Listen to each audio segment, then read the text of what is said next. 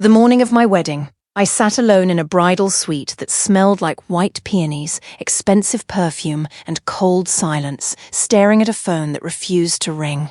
This is the story of the day I stopped waiting for a man who had never once, in 3 years, learned how to choose me first. Jihoon and I were supposed to be married at noon. The dress was already zipped up my back ivory silk, hand-beaded, soft at the shoulders, the kind of dress a girl dreams about before she understands what a wedding day can cost a woman who keeps loving the wrong man. The makeup artist had already packed her brushes. The photographer had already tested the light near the chapel doors. The florist had already placed the final white peony at the end of the aisle.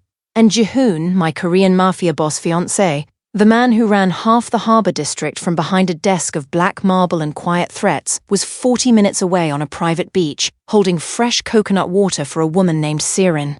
This was the 33rd time. I want you to sit with that number for a second, because I did. 33 cancelled dinners. 33 unanswered calls. 33 nights I sat across from an empty chair and told myself the same soft lie. That patience was love. That silence was strength, that a good woman does not embarrass a powerful man by asking why he keeps humiliating her in quiet ways. 33 times I chose composure when what I really deserved was commitment. The first time, Jihoon said his mother had a headache and needed him at the family estate. I believed him. I rescheduled our engagement photos and told myself love was supposed to be understanding. The 8th time, he said there was a business emergency at the harbour. Months later, I learned the emergency had been dinner with Serin at a rooftop restaurant 3 blocks from where I had waited in a green dress he once told me he loved. The 19th time, he told me Serin had a panic attack and only he could calm her down. That same week, my father had surgery, and I sat alone in the hospital waiting room holding my own hand because Jihoon's hand was somewhere else. By the 25th time, I had stopped asking questions. Not because I trusted him, because I was terrified of what the answers would sound like out loud. Maybe it helps if you know who I was before all of this. I was not a woman chasing power. I was not looking for a mafia ring, a luxury penthouse, or a man whose name made restaurant owners clear the best table before he stepped through the door. I ran a community literacy program on weekends. I believed in ordinary things, Sunday phone calls with my mother, quiet dinners, showing up when people needed you, keeping your word even when no one was watching. I fell for the version of Jihoon I met in the beginning. That version of him noticed when I was tired before I said a word. That version sent soup when I had a cold. That version stood outside my apartment in the rain once, holding flowers and laughing at himself like a man who did not mind looking foolish for love. I did not know yet that some men are only gentle in the beginning because gentleness is how they get close enough to be forgiven later. By the time my wedding coordinator, Priya, knocked on the bridal suite door, I had already checked my phone 18 times. "Miss Amara?" Her voice was careful. Too careful. Mr. Jihoon still isn't answering. I looked at myself in the mirror. The bride staring back at me looked flawless. Calm eyes. Perfect hair. Perfect dress. Perfect stillness. Only I knew I was disappearing beneath all that perfection. "Push the ceremony," I said. "For how long?" 1 hour. Priya's face moved like she wanted to say something human instead of professional. She had handled 12 of the 33 cancellations. She had watched me smile through humiliation so many times that even her clipboard looked tired, but she only nodded. "Yes, ma'am." When the door closed, I sat down again, and I waited. At first, I waited like a bride. Then I waited like a woman praying for one final reason not to hate herself for staying. 90 minutes passed. Downstairs, 200 guests had gathered beneath white flowers and gold chandeliers. My mother was already crying in the hallway. Not the soft crying of a happy mother on her daughter's wedding day. This was the kind of crying that comes from watching your child shrink herself for years and finally realizing she may not know how to stop. Then I heard him laugh. Not apologize. Not run. Laugh. Jihoon walked into the hallway wearing linen pants, a half-buttoned shirt, and sand still clinging to his expensive shoes. Serin followed 2 steps behind him in a pale blue sundress, scrolling through her phone like she had not just helped ruin a wedding day. Jihoon looked at me, then at the dress, then at the people staring from the hallway. Traffic, he said. Just that. Traffic. As if the word could cover 3 hours, 3 years, and 33 quiet betrayals. You went to the beach, I said. His jaw tightened. Serin needed. Do not finish that sentence with her name. Something in my voice made the hallway go silent. Serin finally looked up from her phone. Her smile was small, polished, and cruel. Amara, please. You're being dramatic. It was coconut water. He didn't disappear to another country. I looked at her. Really looked. And something inside me went still. There is a kind of calm that does not come from peace.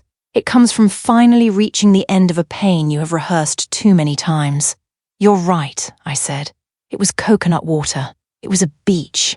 It was traffic. It was business. It was your headache, your panic, your sadness, your birthday, your emergency, your comfort, your need. I turned to Jihoon, and somehow, every single time, my need was the one that could wait. His face shifted. Not guilt. Annoyance. That was the moment something in me broke cleanly instead of shattering. Amara, he said, reaching for my wrist. Don't make a scene. I looked down at his hand. For 3 years, I had mistaken that hand for safety. Now it looked like ownership. Get your hand off me. He froze. So did everyone else. I took off the ring.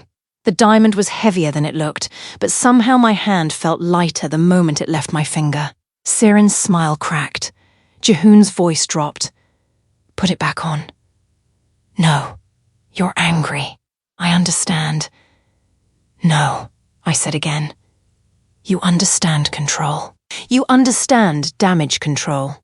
You understand how to arrive late, apologize poorly, and trust that I will protect your image because I've been protecting it for 3 years. The hallway had gone completely silent now. Priya stood near the wall with both hands over her clipboard. My mother had stopped crying. Even Serin stopped pretending to scroll. I gave you 33 chances, I said. Not because you earned them, because I kept confusing my patience with virtue. But patience that makes a woman disappear is not virtue. It is slow death with good manners. Jihoon's eyes narrowed. You are not walking out of this wedding. A new voice answered before I could. She is walking wherever she wants. Calm, deep, unbothered. Every head turned toward the end of the hallway. Daehyun stood there in a dark suit, one hand in his pocket, expression unreadable. He had not been invited. He did not look embarrassed by that. He looked like a man who had spent 8 years preparing himself for the possibility that one day I might finally need someone in the doorway who did not want anything from me except my freedom. Jihoon's face hardened. This is not your business. Daehyun's eyes never left mine. It became my business the moment you put your hand on her after she told you no. Serin gave an ugly little laugh. And who are you supposed to be? Her backup groom? Daehyun did not even look at her. That made it worse. He stepped closer, slowly, carefully, the way a good man approaches a woman who has been startled too many times by men who move too fast. Amara, he said, his voice low enough to feel private, even in a hallway full of people. I am not here to rescue you. You do not need rescuing. You never have. I am here because 8 years ago, I promised myself that if the day ever came when you finally stopped waiting for a man who kept leaving you alone, I would not let you stand alone when you chose yourself. 8 years. Jihoon turned sharply. What did you say? Daehyun finally looked at him. I said I have loved her for 8 years. Quietly. Respectfully. Without interrupting the life she thought she wanted. The air changed. There are sentences that do not raise their voice but still take control of a room. That was one of them. Jihoon laughed once, but there was no confidence in it. You waited 8 years for a woman who was marrying me? I waited 8 years for her to choose herself, Daehyun said. If she chooses me after that, I will spend the rest of my life making sure she never regrets it. But the first choice belongs to her. I looked at him, and for the first time that morning, I did not feel like a bride abandoned at the edge of someone else's decision. I felt like a woman with a door in front of her. There are 200 guests downstairs, I said. I know. A church already decorated. I know. A dress already paid for. His eyes softened. Then don't waste it on a man who needed 33 chances to fail you the same way. Jihoon stepped forward. Amara, don't be stupid. That was his mistake. Not the beach. Not Serin. Not the coconut water. That sentence. Because every woman has one final word that makes the whole prison visible. I lifted my chin. I was stupid when I waited the 8th time. I was stupid when I forgave the 19th. I was stupid when I let you come home at midnight on my birthday holding gas station flowers and still made room for you in my bed, my home, and my future. My voice did not shake. But today, I am finally done being stupid in a wedding dress. I walked past Jihoon. I walked past Serin. And I walked toward Daehyun. He did not reach for me until I reached first. That mattered. Are you sure? He asked. For the first time in 3 years, I said. I have never been more sure of anything. When we entered the chapel together, the entire room went still. Then the whispers exploded. Is that Daehyun? The harbour CEO? Why is she walking in with him? Where is Jihoon? Did she change grooms? No way. She did. Jihoon pushed through the doors behind us, breathless and furious, Serin stumbling after him, her beach confidence finally gone. Amara, he said, loud enough for the first 3 rows to hear, you cannot do this. I turned in the aisle.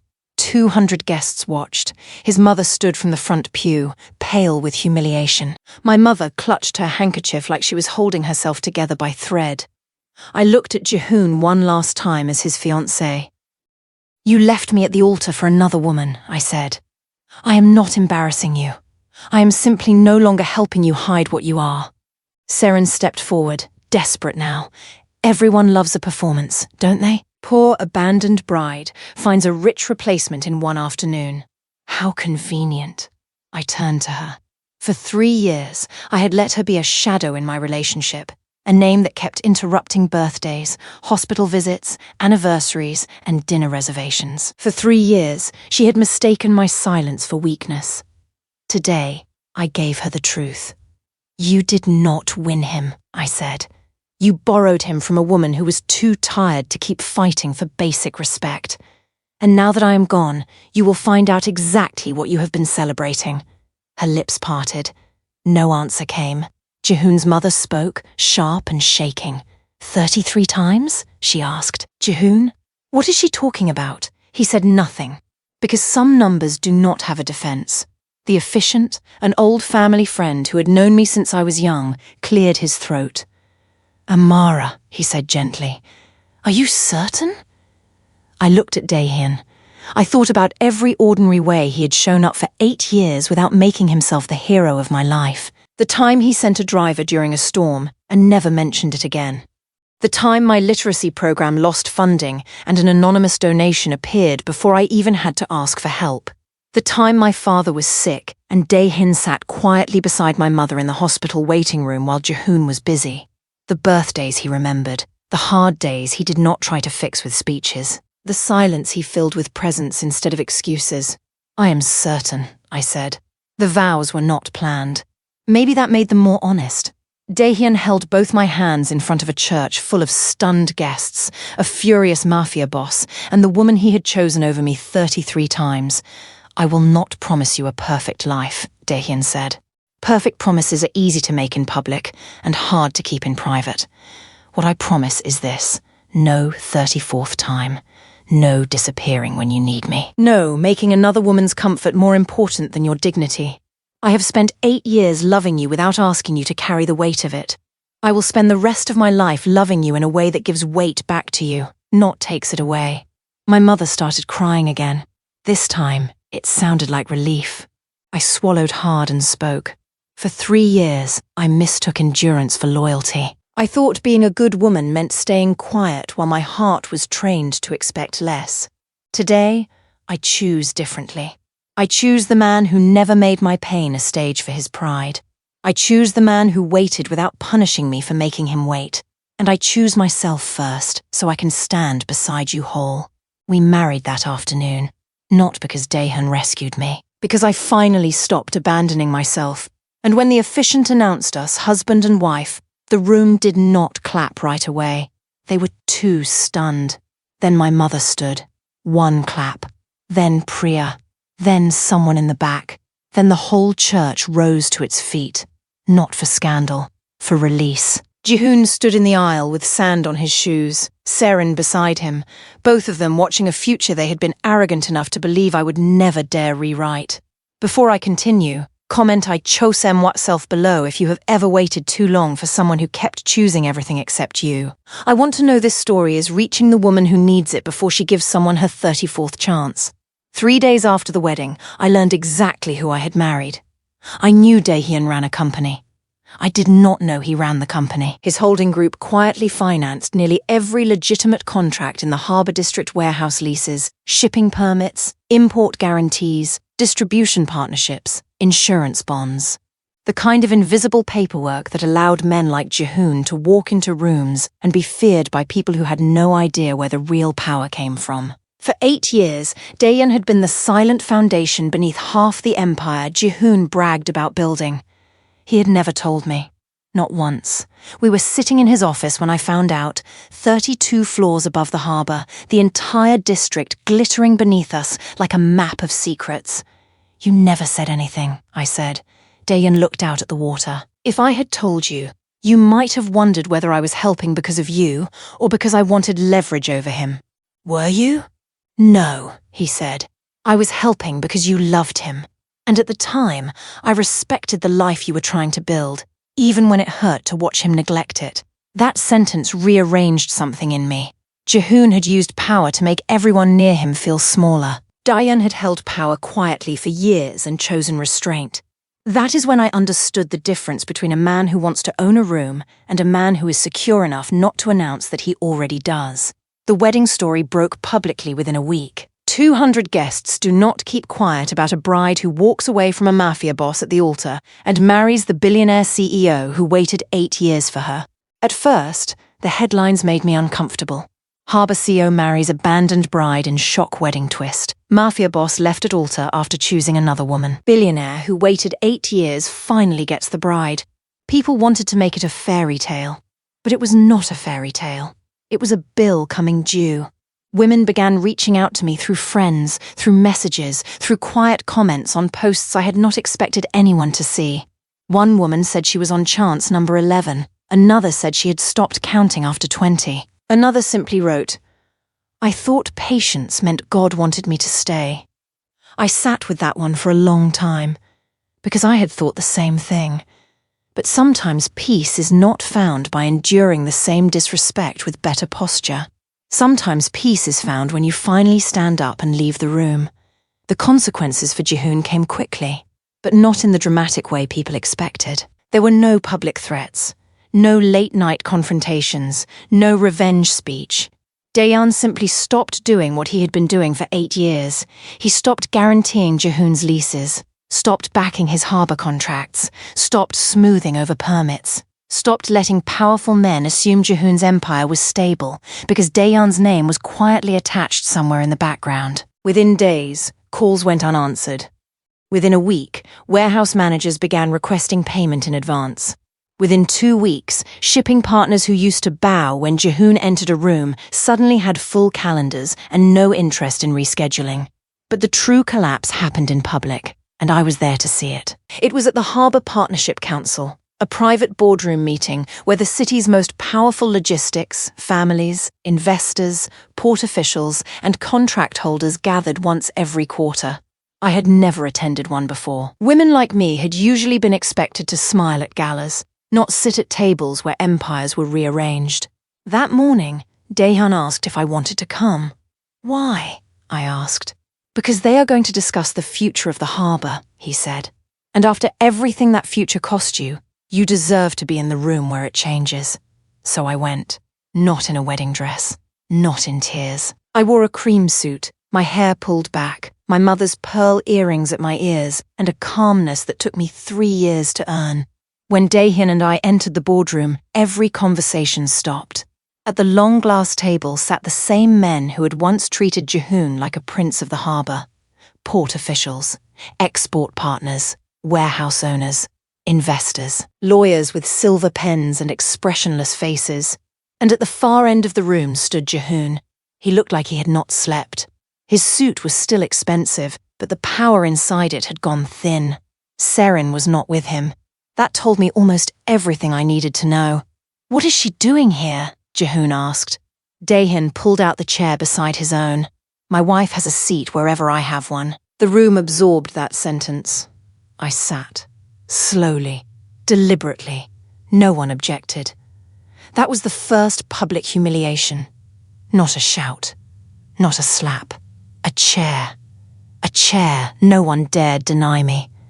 Jihoon's face flushed. "This council was called to discuss the improper withdrawal of support from my operations," he said, looking around the table as if the old fear might rise again if he spoke firmly enough. "Daehyun's company has interfered with established arrangements.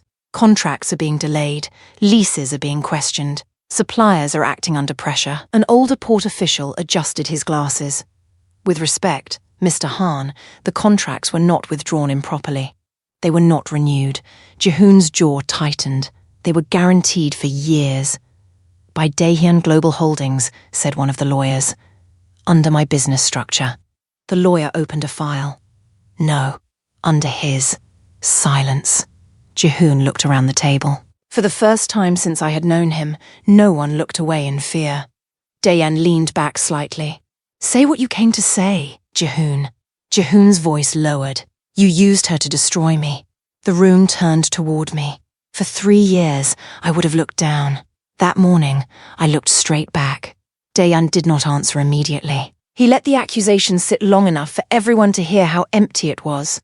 Then he said, "No. I protected your business while she loved you.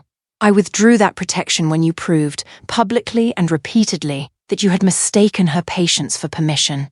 Jihoon slammed one hand onto the table. "Everything I built is being taken." Daehyun's eyes sharpened. "You did not build it." The room went colder.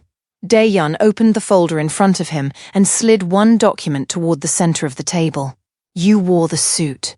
You took the meetings. You let people fear a name that was being held up by guarantees you never earned. Your leases were stabilized by my office. Your permits moved because my signature made officials comfortable. Your partners stayed because they trusted my risk assessment, not your leadership." Jihoon's face had gone pale. Daehyun stood. He did not raise his voice. "That made it worse. You did not lose an empire because I took revenge. You lost it because the only reason I kept lending you mine was sitting in a bridal suite waiting for you while you were on a beach with another woman." No one moved. No one defended Jihoon. That was the second public humiliation. The truth, spoken in a room full of men who used to fear him. Then the chairman of the council, an old man with white hair and a voice like closing doors, pushed forward a stack of papers. "The council has reviewed the revised partnership structure," he said. "Effective immediately, future harbour development contracts will be consolidated under Daehyun Global Holdings and its community investment arm." He looked at me. "And Mrs. Amara, Kim has been named founding director of the Literacy and Workforce Access Initiative attached to the new Harbour Redevelopment Fund." Jihoon blinked. "What?" I had not known that part. I turned to Daehyun. He only looked at me and said softly, "You built something real long before either of us walked into this room. It deserves scale," the chairman continued. "The program will provide reading support, job training access, and adult education pathways for families across the harbour district."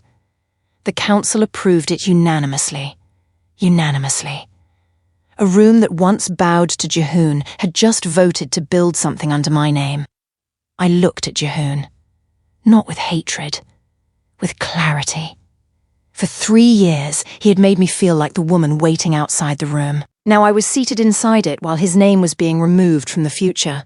That was the third public humiliation, and it was the one he could not survive. "You planned this," Jihoon whispered. I answered before Daehyun could. "No! You planned this! Every time you chose her. Every time you lied. Every time you arrived late and expected me to be grateful you arrived at all. You were not ruined by one decision, Jihoon. You were ruined by 33. The room was silent enough to hear his breath shake. He looked at the men around the table, searching for one familiar face to rescue him. None came. Fear had left the room. And once fear leaves, a man like Jihoon has very little left to stand on. He walked out before the meeting ended. No entourage. No lowered heads. No doors held open, just a man leaving a room that had finally learned his shadow was borrowed. That scene travelled faster than the wedding story. Not the gossip version, the business version. By sunset, everyone in the harbour knew the truth. The great Korean Mafia boss, who had ruled the district with polished shoes and cold eyes, had been standing on another man's foundation the entire time. The moment that foundation moved, there was nothing under him but sand. The collapse after that was not loud. It was worse. It was quiet. His warehouse leases expired. His suppliers demanded advance payment. His drivers found better contracts. His old partners stopped taking meetings. Men who used to wait outside his office for 5 minutes of his time started walking past him at restaurants as if they had not seen him. That is the cruelest thing about borrowed power. When it leaves, it does not just take the money. It takes the audience. Serin lasted less than a month. Without Jihoon's cars, beach houses, private tables, and borrowed empire, she discovered how little of her confidence belonged to her. She had built an identity out of being chosen over another woman, and when there was no woman left to compete with, Jihoon stopped choosing her too. I heard she tried to attach herself to one of his old business partners, a man who promised to help her rebuild her lifestyle through an investment scheme. He disappeared with what little she had left. Some people called it karma. I called it a mirror. She had spent years taking comfort in what belonged to someone else.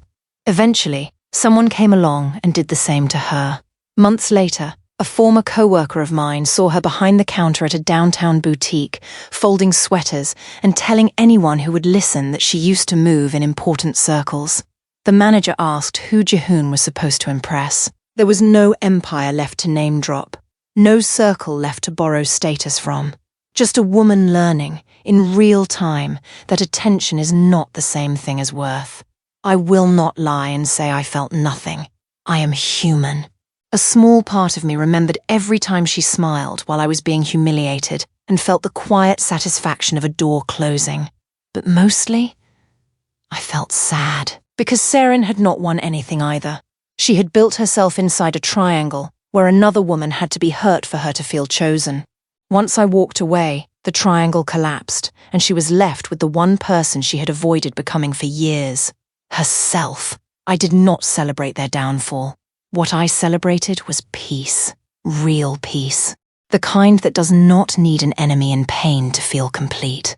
With Daehyun, love was not dramatic in the way I had been trained to expect. There were no midnight apologies after public humiliation. No expensive gifts meant to cover emotional absence. No flowers after betrayal. No grand speeches that only happened once. Damage had already been done. There was coffee made the way I liked it. There was a hand at my back when a room felt too loud. There was a husband who asked about my day and actually listened to the answer. There was consistency. And after 3 years of chaos, consistency felt like luxury. 6 months into our marriage, my mother came over for dinner. She watched Daehyun clear the plates without being asked. She watched him refill my water before I noticed it was empty. She watched the way he looked at me when I spoke, like my words were not an interruption to his thoughts, but the reason he had quieted them. After dinner, she pulled me aside. "You look like yourself again," she said. I swallowed hard. I did not realize how long I had been gone. She touched my cheek. I did. That is the part nobody tells you about surviving emotional humiliation. You do not always notice yourself disappearing. Sometimes the people who love you have to mourn you while you are still standing in front of them. Daehyun helped me expand my literacy program, but not as a gift that made me dependent on him. He connected me with grants, advisors, educators, and community leaders. He insisted the program remain under my leadership, with my name on the documents and my decisions at the center. Within a year, we grew from 1 weekend classroom to 4 learning centers across the Harbour District. Children who had been afraid of books began reading aloud with confidence. Parents came after work for adult literacy support. Former warehouse workers displaced by Jihoon's collapse enrolled in training programs that helped them find better jobs. I realized then that my comeback was not just about leaving a man. It was about reclaiming all the patience I had wasted on being mistreated and pouring it into something worthy. People love the dramatic parts of this story. The beach, the wedding, the billionaire, the boardroom. But my favorite part came on an ordinary Tuesday morning when I stood in one of our classrooms watching a little boy sound out a sentence he had been afraid to try the week before. When he finished, he looked up at me and smiled like he had just discovered a door in his own mind. That was when I knew I had not just escaped something. I had become useful again. A year after the wedding, I ran into Jihoon at a coffee shop. No entourage, no Serin, no expensive watch, no table cleared by nervous staff. Just Jihoon, sitting alone near the window, drinking black coffee and looking like a man who had finally met the silence he used to leave me in. He saw me. For once, he did not look away. "You look happy," he said. "I am." He nodded slowly. I should have shown up. There was a time when those words would have broken me. A time when I would have heard them and mistaken regret for change. But regret is not restoration. And apology is not access. "Yes," I said. "You should have." His eyes lowered. 33 times, he said quietly. "I keep thinking about that number." "So do I said. But not with pain anymore. Now I think of it as the number that finally woke me up. He looked at my hand, at the ring Daehyun had placed there. "You loved me." "I did. And now?" I looked through the window. Daehyun was outside, waiting beside the car, not impatient, not watching the clock, not punishing me for a conversation he was not part of, just waiting, the way he always had. Now I love myself enough not to go backward. Jihoon closed his eyes. I did not sit down. I did not comfort him. I did not punish him. I simply nodded once and walked out. A few months before that, I had seen Jihoon's mother at a charity gala sponsored by Daehyun's company. She approached me carefully, the sharpness I remembered from the wedding replaced by something quieter. "I owe you an apology," she said. I was surprised enough that I said nothing. She folded her hands in front of her. "I taught my son that a woman who waits without complaint is a woman who does not mind waiting. I praised your patience when I should have questioned his absence. I mistook your grace for permission. I am sorry for the part I played. There are apologies you accept because they are owed. And there are apologies you respect because they cost the person enough honesty to be real." Hers was the second kind. "Thank you," I said. "I think we were all trapped in roles we did not question soon enough." Her eyes filled, but she did not cry. "How is he?" I asked. "Quieter," she said. "Smaller. I think he is learning that an empire is not power if everyone inside it was only there for what it could give them." I did not feel triumphant. I felt free. That is how I knew I had healed more than I realized. Because there was a time when I needed Jihoon to suffer loudly so my pain would feel acknowledged. Now, his suffering did not feed me. My peace did. Before we left that gala, Daehyun found me near the window overlooking the harbour. He did not ask what Jihoon's mother had said. He simply slipped his hand into mine. "Do you want to leave early?" he asked. That was love, not the question itself. The noticing. The way he saw when a room had become too heavy and offered me an exit before I had to ask for one. 14 months after the wedding, Jihoon sent one final message. "I am sorry it took losing everything to understand what I had." I stared at it for a long time. Not because I was tempted, because the woman I used to be would have treated that message like proof. Proof that he finally saw me. Proof that my suffering had meant something. Proof that if I had waited just a little longer, he might have become the man I needed. But the woman I am now understands that some apologies are not invitations. They are receipts. Receipts for damage already survived. I waited 3 days before replying. Not out of cruelty. Out of certainty. Then I wrote one sentence. "I hope you find peace, Jihoon." I already have. I never heard from him again. If there is one thing I want you to carry from my story, it is this. The number of chances you give someone is not always proof of how deeply you love them. Sometimes it is proof of how slowly you have been taught to abandon yourself. I gave Jihoon 33 chances before I understood that. Some of you watching right now may be on chance number 4, or 14, or 40.